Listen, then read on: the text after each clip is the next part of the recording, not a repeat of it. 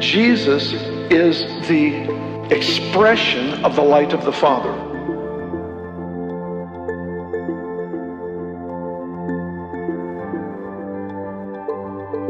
And the beauty and the splendor, his beauty is beyond all measurement in beauty.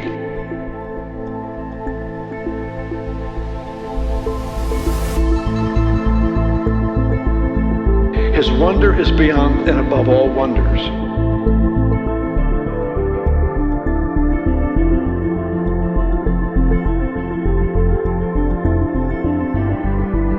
His glory exceeds every ability that we might have to perceive and comprehend glory.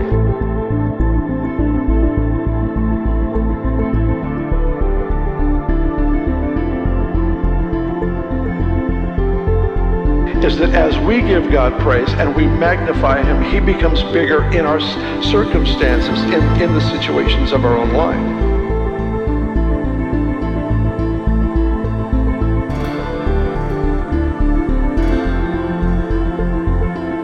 Praise is that decree that invites him to come and do what might otherwise not be done.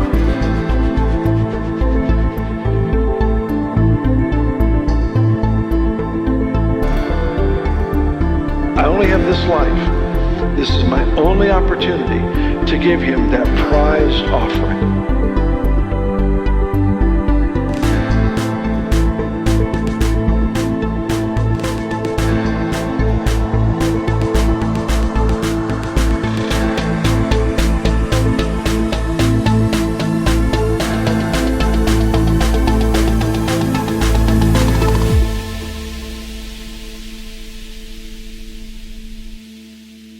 Hey guys, welcome to Sunday Talks. It is Sunday the 26th of July and our daughter Sienna was born on the 25th of July, and so it is a crazy fun, a little bit busy weekend here in the Russell house, but it is always an honor to be able to take some time and share with you guys what it is that God and I have been processing together of late. It's an honor and a privilege, but actually also a burden. Can I just be honest with you? A burden because for me to actually bring a message, bring words that would carry like a timely weight, words in season, I actually have to get away with God and ask him what it is that he is wanting to say through me to you, like what it is that he's wanting to say to his church, you who are listening. And so I always take that seriously, and that requires time, requires a wait until God kind of like drops something into your spirit. And, sometimes when that God drop happens, it can actually be quite heavy in that sometimes you can start to actually feel how God is feeling.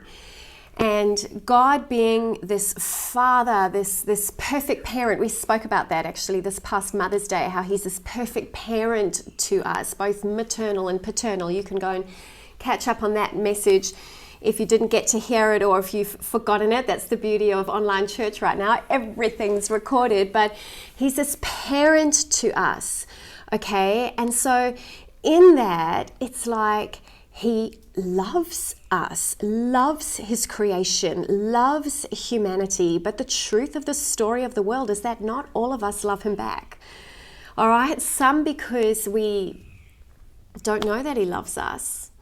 And some because we do know that he loves us, but we can just be casual in our return of that love, which is a heartbreaking thing to feel. As a parent, I just find it hard to even imagine how that must feel for God.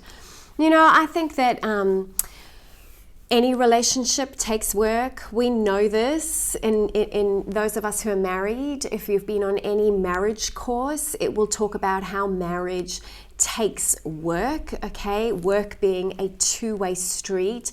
It's easy sometimes to see how a relationship between a parent and a child takes work. Friendships take work. What you sow into a friendship, you're going to actually reap from a friendship. And so too does our relationship with God take work. Now, before you start like, oh my gosh, like another thing to have to work at, because we seem to be this over-cluttered generation. Here's the beauty of a relationship with God, of a Father in heaven who loves you. It's that all the work has already been done. He has done it all. And all we have to do, all our part in the relationship to do is, in terms of loving him back, is just to rest into his finished work. That's it. We kind of spoke about it last time. I did a Sunday talk, actually. I don't know if you remember. We were speaking about rest. I was telling you about Noah and how his name means rest. And we talked about how the first time that the word grace ever features in the Bible is in connection with Noah. It's in Genesis 6:8. And it says that Noah found grace in the eyes of the Lord.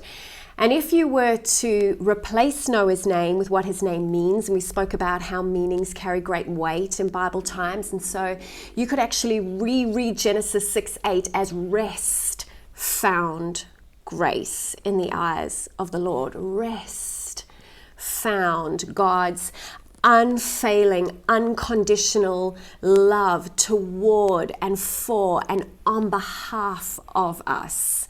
Okay, it's actually profound.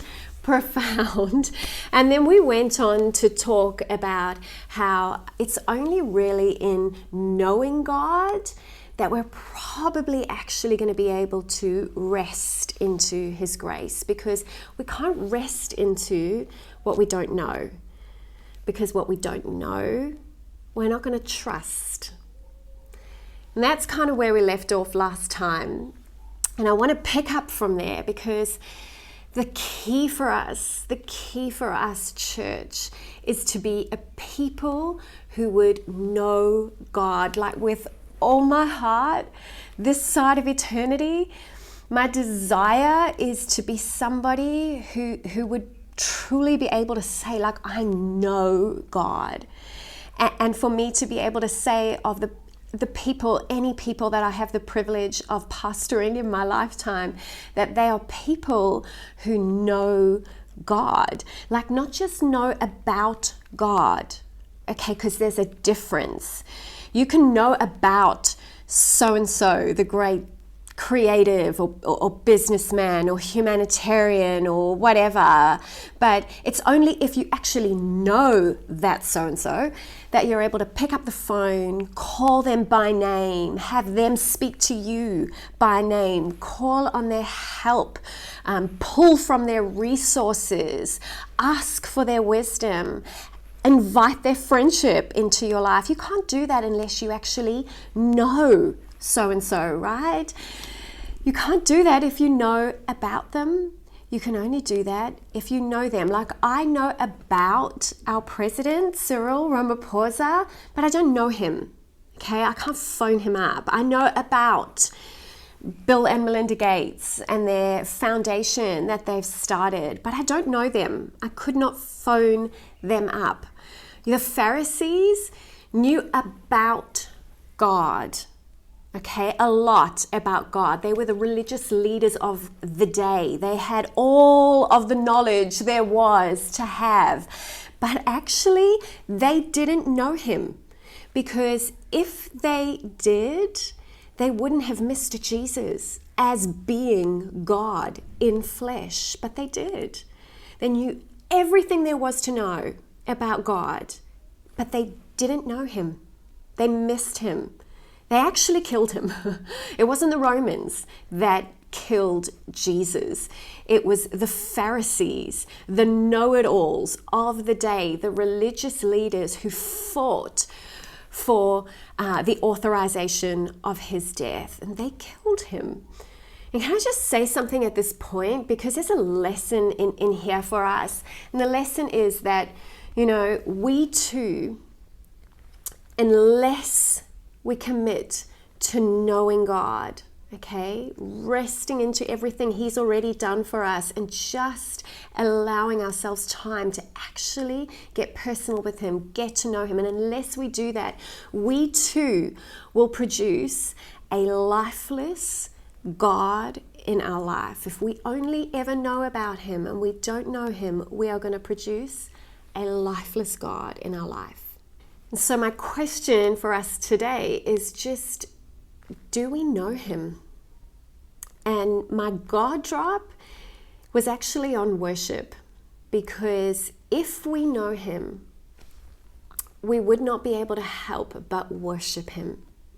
And by worship, I mean offer ourselves completely, honestly, fully to Him, to this Father God who loves us and who has done everything for us. And so I want to kind of take us on a bit of a worship conversation today, because I feel like in these times that we're living in, where the church has been denied the opportunity to gather in person and therefore to sing our corporate worship of God, I hear a lot of people saying how much they miss church at the moment because they miss worship. And I get what they're saying. They're saying that they miss the singing. All right, we've come to call that part of our gathering when we lift our voices, that when we sing our adoration of God, we've come to call that worship. And that's cool, but my concern is that we perhaps have developed a bit of wrong thinking about what worship actually is, because worship is not just singing. Worship, according to the Bible and summed up so beautifully in Romans 12, is actually a lifestyle. It is an offering of your whole lives, every part of who you are, to God, daily, minute by minute, hour by hour. Okay, now don't get me wrong. One of my most favorite parts about the church being able to gather together in person is that we get to sing. When there's people who can actually sing and play instruments who are able to lead us. But I love it. I love singing my worship to God in a corporate setting, because it ushers in the presence of God in a way that is actually unexplainable. You have to experience it. It's like this heaven on earth moment when we all lift our voices and declare faith together in song. In fact, I actually get quite annoyed, can I just let you in on a little secret, with people who come late to church, because we tend to sing at the front end of our church gatherings, and then those people who come late miss worship, and I'm all, oh my goodness, you just missed an atmosphere that you cannot create anywhere else but in this corporate singing setting. Okay, so I love it. I miss it too. And actually, just quick rabbit trail here, because you have to go, not now, after the Sunday talk, and Google this guy by the name of Leonardo Torres. Okay, he says his name with more of a Spanish accent than I just did, but Leonardo Torres, Torres. He's a YouTuber. He has this channel where his listeners suggests songs for him to listen to in front of the camera, and because he's a musician, he kind of critiques the songs. He critiques the composition of the music, he critiques the lyrics, he gives it a star rating. He's just actually, or seems like, I know about him, don't know him, but he seems like the loveliest guy. And so some of his listeners have recently been suggesting that he move into the gospel genre. And so he has. And of late, he has been listening to a series of what the industry calls gospel music, which is essentially the songs that we would sing as worship to God in church. And the one that came out, I think, as most highly recommended was a song by the name of Oceans. It's actually Hillsong United who sings that song, and so it's the first one he listens to, and it's a good one to start with because he shares a bit of kind of his story, that he's not a person of faith, and you know what he does on his channel, and that he's starting with this new genre. And then, oh my goodness, guys, you just watch as this man sits under singing and actually just gets so moved online. Let me show you a little picture of what he looks like. There you go, guys. Leonardo Torres. There he is listening to a song by Bethel. But guys, this one right here, boom, boom. When he listens to So Will I, 100 Billion Reasons. Oh, that is my favorite one. You have to go and watch it. It will move you. It will illustrate how music moves you. And so I love it. I love the singing, but singing is not worship. That's not what worship is, or it's not only what worship is. Let me read from Romans 12 to you just for a moment. Romans 12 verse 1 in the Message says this. So here's what I want you to do. God helping you. Take your everyday, ordinary life, you're sleeping, eating, going to work, and walking around life, and place it before God as an offering. That's worship. Worship is an offering of your life to God, your everyday, ordinary life. It's what you have to give, and it's you giving it. Let me read Exodus 34:14 in the Amplified Version to you. It talks about how God is actually jealous for our worship. Now, I appreciate that word jealous carries with it a negative connotation, okay? But sometimes our English language is limited. But hear it in the context of this verse. For you shall not worship any other God, for the Lord, whose name is jealous, is a jealous, and in brackets it almost explains in a little bit of a nicer way what they're trying to say by jealous here, is a jealous, impassioned God, demanding what is rightfully and uniquely his. He is passionate about us and about us coming to him and offering our lives to him, surrendering ourselves to him, worshiping him, putting him in his rightful place in our lives. He wants our devoted worship because it's what we need to be giving. Okay, it's in our best interests that we give it. I read this Instagram post showing you all kinds of things online here, guys, but it's by someone by the name of Brooke Legitwood. She is a worshiper. She lives a lifestyle of worship. She is also a musician and a singer and a songwriter, has written some unbelievable songs that you no doubt have sung your worship to before. But she wrote this post. She quoted Amos 5 in the Message translation too, and it says, when was the last time you sang to me? And she just talks about how that particular phrase had just been echoing around in her soul for a little while.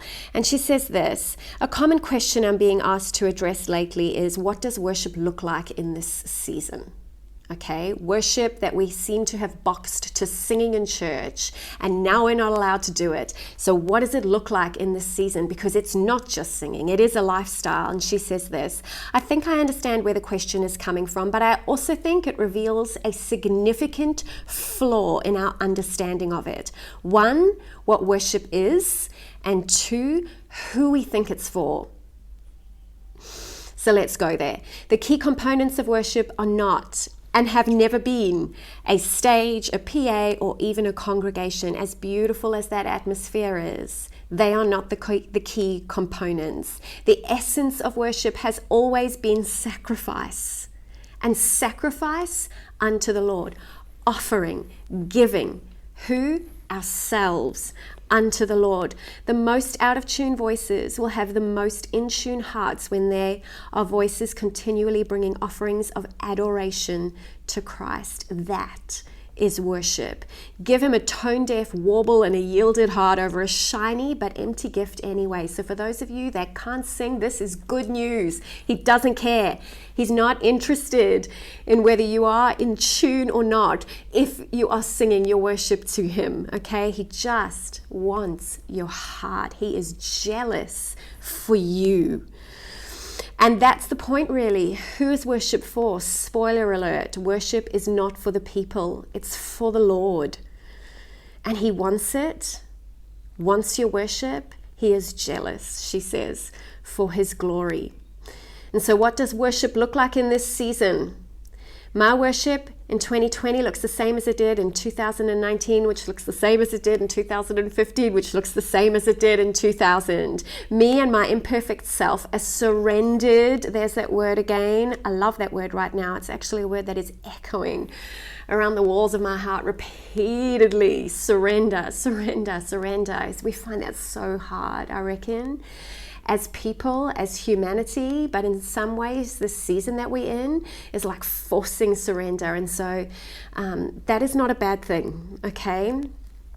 Me and my imperfect self, a surrendered heart and a croaky morning, midday or evening voice, bringing a song and a sacrifice to the one I love.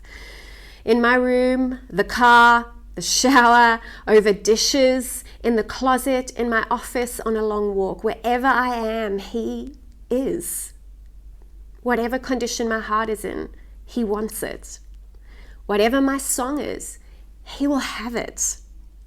My worship is for Jesus, and he is the only one worthy of it. He is the only one worthy of having our all. Long before anyone was watching and long after they'll stop. Maybe he is gently whispering to you today, not with condemnation or accusation, okay? Because that is not the heart of God. He never condemns or accuses, never. He will convict, he will move us into a better place, but he will never condemn us. But with voice brimming with welcome and invitation. Like, when was the last time you sang to me? I'm hoping that the last time that you guys sang to God was not the last time that we got together as a church. I'm hoping that from within your heart there is a song, whether you actually verbalize it or not. My prayer is that there is this constant going on within your heart of just worship. God, you are God, I am not. There is this constant elevating of him, elevating of your words to a place where God would have your words be, of your mood, of your attitude.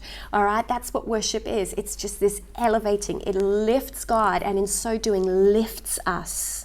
I feel like, as you know, corporately singing our worship for a season has been taken away from us. What it has done is it's put a spotlight on us, the church, and on whether we are actually a people who worship, whether we are a people who worship as a lifestyle or not.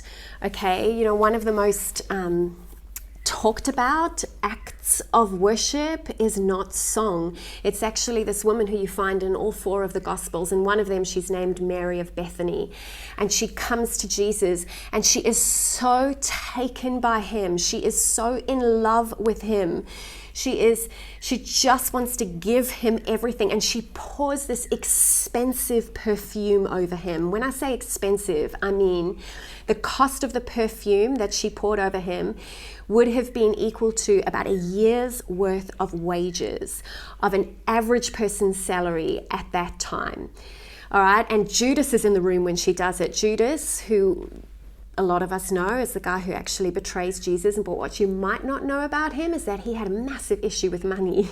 He looked after the communal money of the disciples and of Jesus, and there was this pot of money that was set aside for the poor, okay? Because the heart of God is for the poor, all right? It's for everyone, but it is for the poor, because it's always going to be about lifting people up. And so there's this money that's set aside, and actually Judas was stealing from that pot of money. And a week after this act of worship by this woman, Judas sells Jesus for a bag of silver. He betrays Jesus for money. And so he watches this woman pouring out this expensive perfume, and his response is like, oh my goodness, shouldn't it have been sold and the money given to the poor? Probably thinking, I'll just be able to actually dip into that if it was. But Jesus's response is no. Like his heart was for the poor. He's the one who's got a line in his budget to be able to give to the poor. Okay, but his response is no. What she has done is beautiful. She has not been able to hold herself back in giving to me, in loving me. She has brought a sacrifice. She has brought worship. That perfume poured out was basically her love poured out. All that she had to give, she gave. Worship is an offering, and we can be a Judas about it costing, or we can be a Mary about it, and we can understand that the sacrifice is beautiful.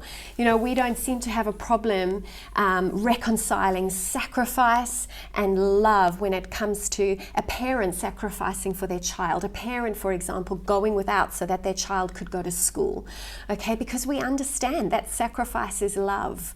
So too in our relationship with the Father. You know, one of the greatest worshipers in the Bible was actually David. He wrote most of the Psalms, which were essentially lyrics. He was a musician. We see him time and time again pouring out this poetic talent as an expression of love for God. And this one time we actually see him when the Ark of the Covenant has gone missing from Jerusalem and is returned. We see David like dancing with absolute abandon at the presence of God, returning to his city. And his wife at the time looks out of the window at him, and she's a little bit too snobby for her own good, and she's actually like, in her heart, she despises him. The word of God says she actually is embarrassed about him. But what David was doing is he was dancing like nobody was watching. Okay, you know that quote. We love that quote. Dance like nobody's watching. It's exactly what David was doing. He was lost in this moment of complete like joy about the presence of God returning and just giving himself completely, okay, in worship to God. It's like you can write stuff, you can dance, you can just be aware of the presence, the magnitude of God as you're washing the dishes. It's all worship, all right? It can also be costly, like the woman that we just heard about, Mary of Bethany. David offered a whole bunch of costly worship. He would bring a sacrifice according to Old Testament law time and time again. And there's this one time in 2 Samuel 24 where he feels to actually make a sacrifice on a piece of land that is not his and to build an altar on that piece of land.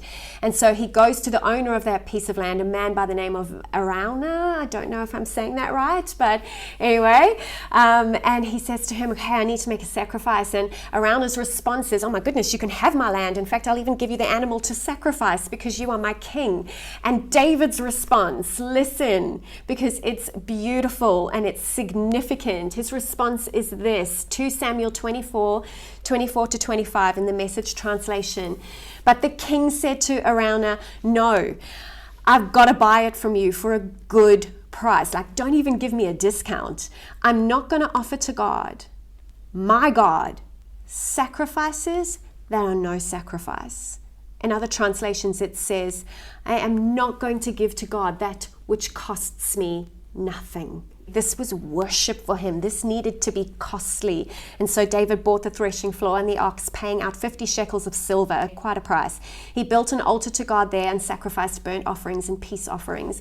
God was moved by the prayers, and that was the end of the disaster. Worship, guys, worship can be costly. And we've got to see it from the right angle. It's not because God is wanting to take from us. He's not that way. It's actually because God, this God that we are created in the image of, is a giver.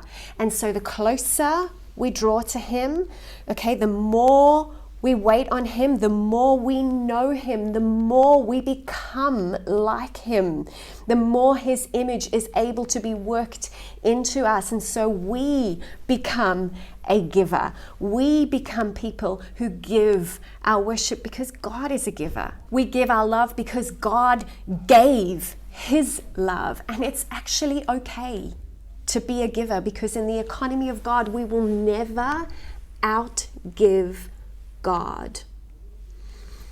When we think of cost in only monetary terms, I think we can blur the picture because money sadly dictates more than it was ever supposed to.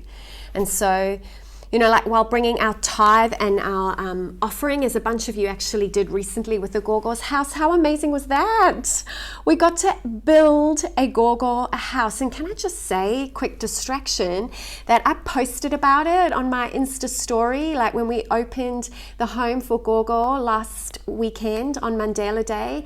And I had so many responses, and we have actually had a whole bunch of our friends overseas who have expressed their desire to be able to give towards building more homes. We've actually already had one deposit into the church bank account for another full home. And so we are looking at that scripture that has gripped our hearts about being people who would actually rebuild the ruins. We're looking at that scripture literally starting to take place. Amazing, okay?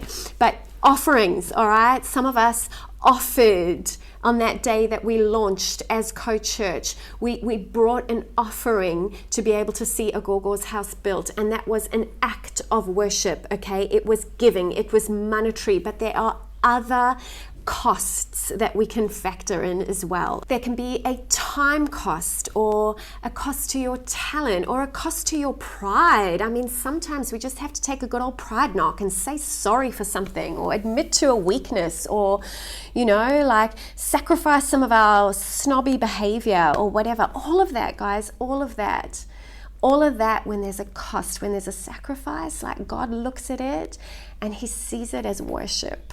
He sees it as beautiful. Remember Romans 12. It's our whole life that we offer to God as a living sacrifice, it says in some translations.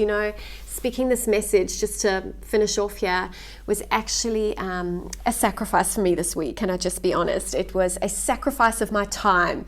It's Sienna's birthday this week, and so as things were a little bit busier, we had some appointments to keep. I homeschooled the kids, had some work to do for, our what is our stream of income. And so, this bringing this message to you, as it takes you under an hour to listen to, does not take under an hour to prepare. I will just let you in on a little secret here.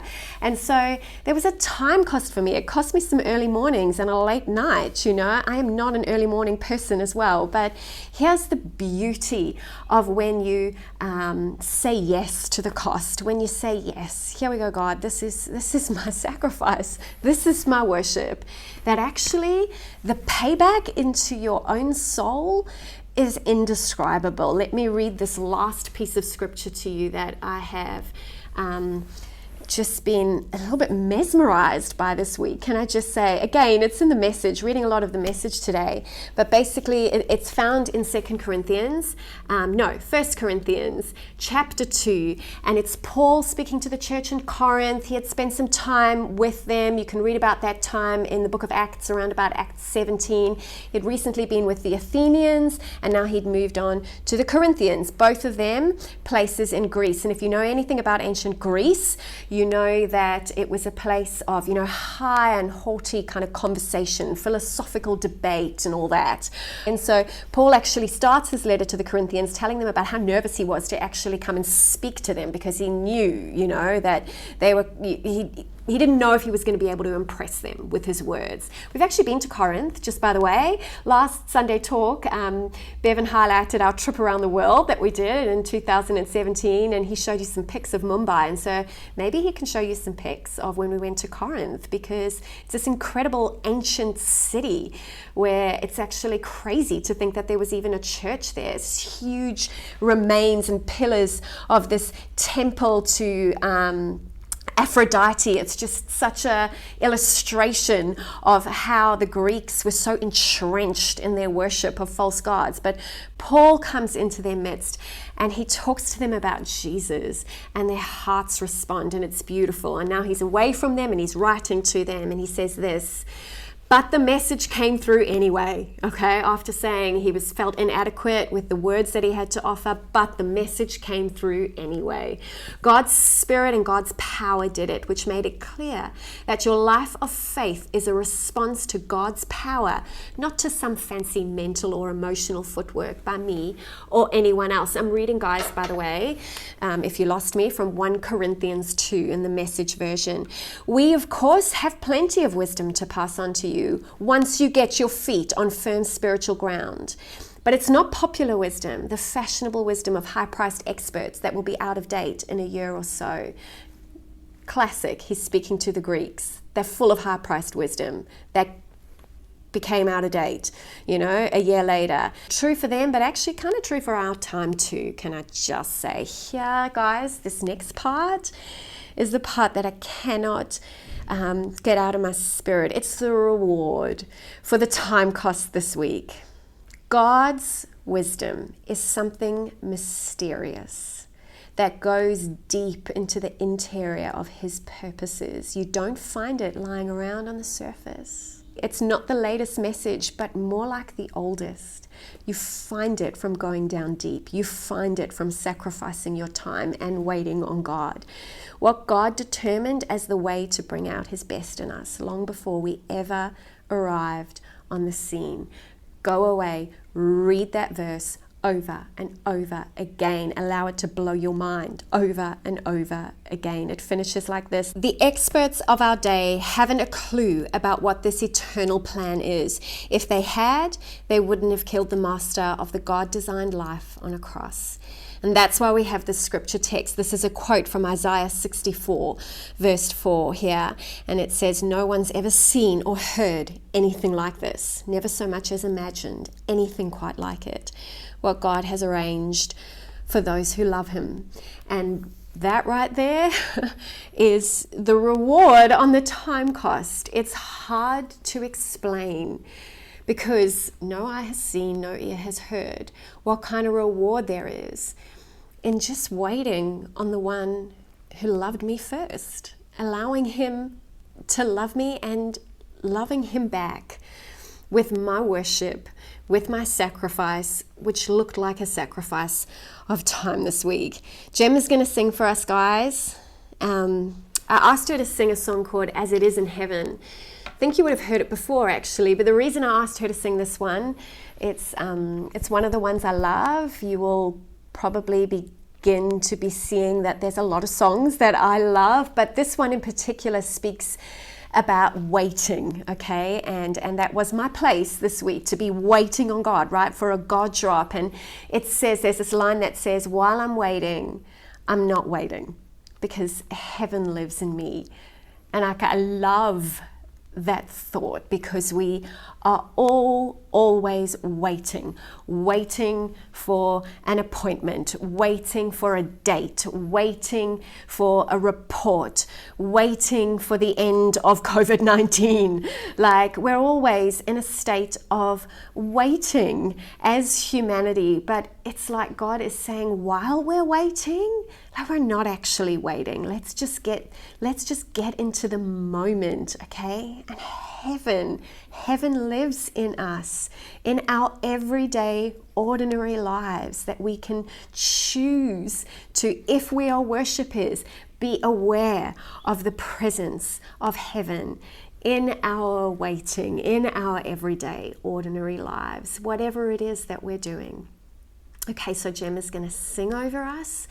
Don't go anywhere, but also don't just sit here and let her be the one that's singing. Why don't you worship with her? Why don't you close your eyes and feel the words? Like, allow them to become the song of your own heart. And let's sing to the Lord. And then, guys, I'll just come back for another couple of minutes to finish off this Sunday talk.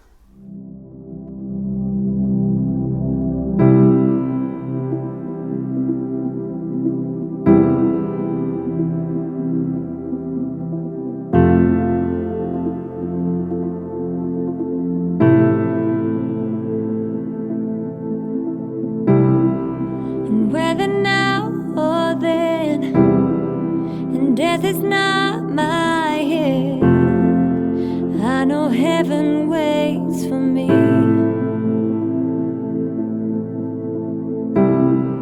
And though the road seems long, I'll never walk alone.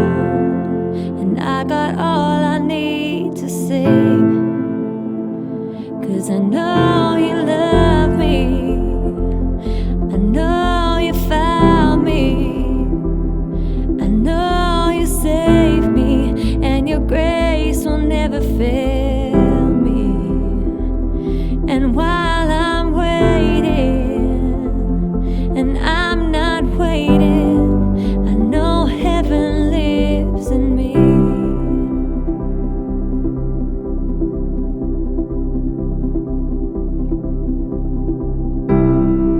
Should I suffer long? This is not my home. I know heaven waits for me.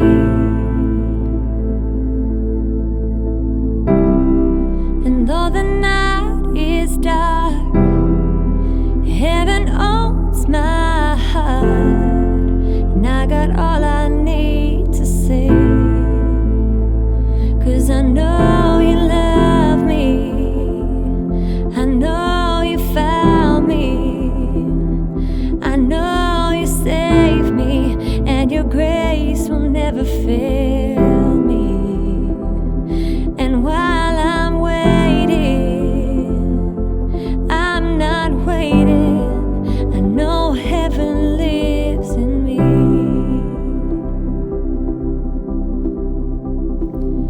So I will sing like I will there in the fearless light of glory, where the darkness cannot find me, and your face is all I see.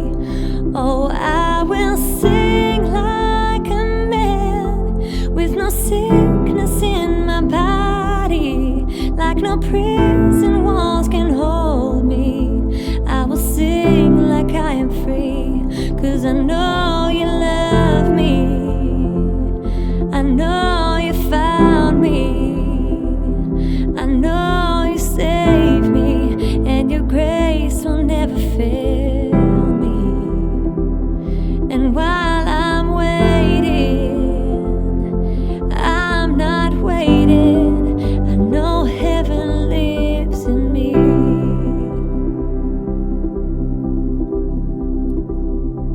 And I'll sing holy, holy.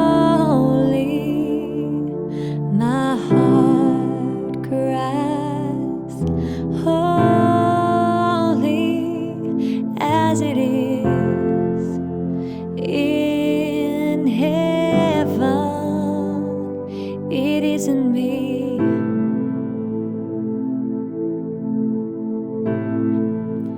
And we'll sing holy, holy. The earth cries holy, as it is in heaven. So let it be.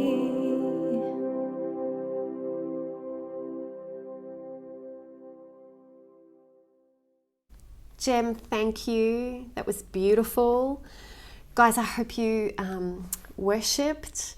And my prayer is that this week you will worship, that you will sing in your car, whether it be out loud. And I challenge you to do it out loud. The car's the best place. Don't worry about being a solo singer and people, looking in at you. I do it all the time, to be honest, and it's so freeing. But worship this week, guys. Offer your lives. Bring something costly to God. Wait on Him a little bit. Why don't you ask God for a God drop just for you? Because you know He will do that. He is personal like that. But church, let's be worshipers. Even though we're not gathering and singing together, let's be worshipers. Okay. Love you. Thank you for listening. We will see you soon. Bevan will probably be with you next week. Listen out for a couple of changes that we have in the pipeline for August. And my prayer is that you are well as this crazy virus seems to be ramping up. Stay well, stay healthy. Please keep in touch. We love to pray for you. We love to be able to walk with you if it's something that you desire. But you have to let us know, okay? Because these are crazy times and we're not actually seeing each other face to face. So pick up the phone and be safe.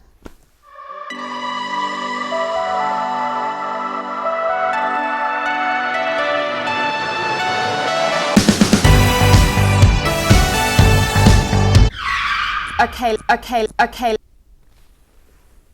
Hour by hour. Hour by hour.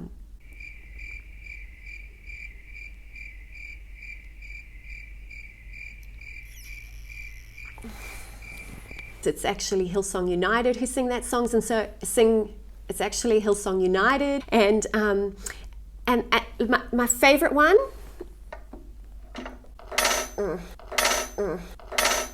Sorry, babe. Edit.